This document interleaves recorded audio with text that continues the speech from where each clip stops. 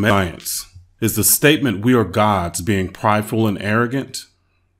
So often in the conscious community, we hear people shout the idea that we are gods. That seems really arrogant and prideful. And that's a no-no for anybody raised with Christian beliefs.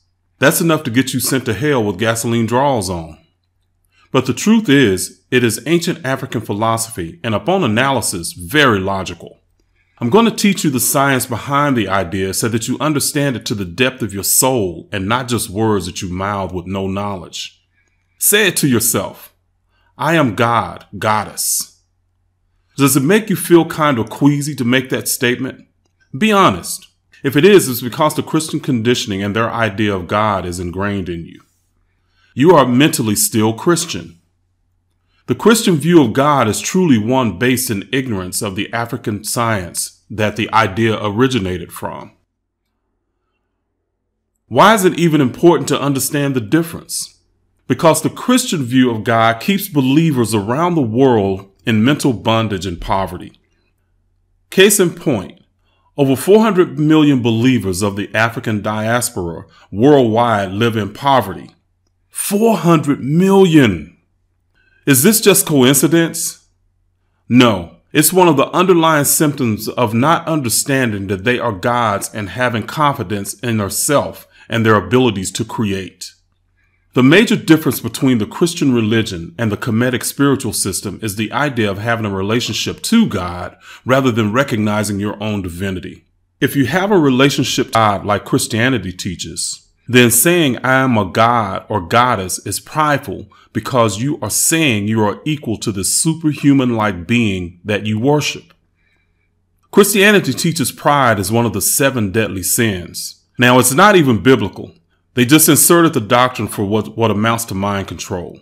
But the very logical way the ancient Africans thought was that a human being is the ultimate expression and extension of all the elements that make up the universe. They call these natural components netter. Every component that makes up the universe is part of you. From the African perspective, you are netter or nature expressed as a human being, just like a tree is, or a river, a bird, an insect, or the sun. All of these are natural expressions of nature. Is it prideful to consider yourself a part of nature? Of course not.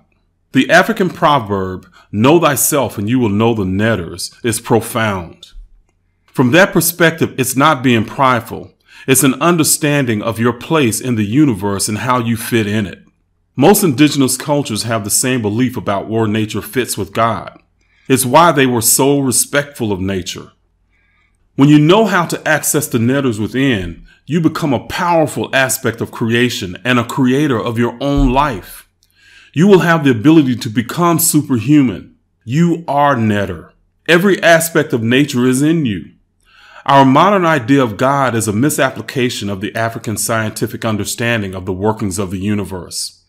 It's a misapplication of African spirituality and science. Why is understanding yourself as netter as opposed to God important?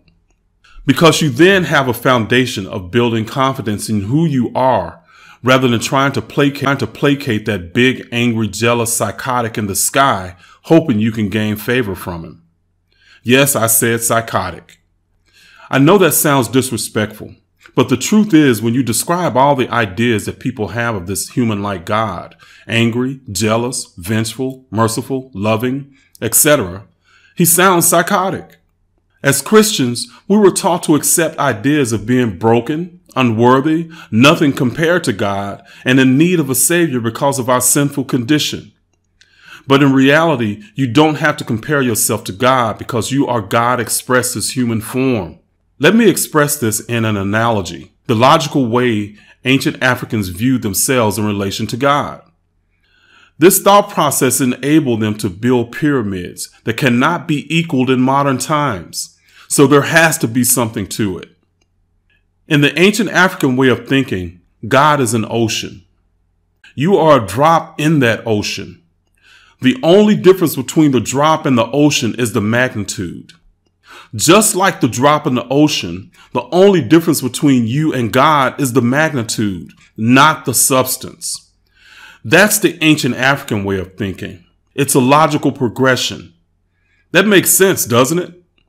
I hope so. With the Christian way of thinking, the drop in the ocean is somehow different from the ocean. You know yourself that's absurd. It's time to stop praying to God and recognize yourself as netter and creator. In this way, you access the God within you. Those who cultivate a relationship to God will remain in poverty because your self-confidence will always be under attack with ideas of being broken and unworthy.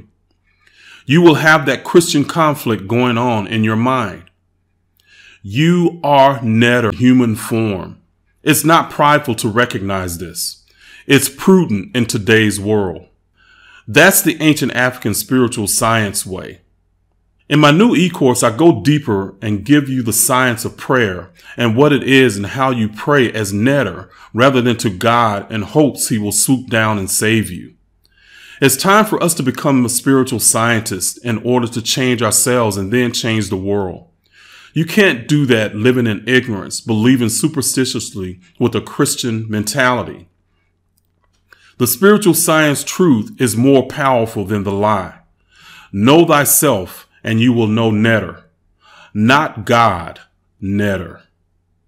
This is Reginald Kuakaru signing off. Subscribe to this channel for more knowledge and information.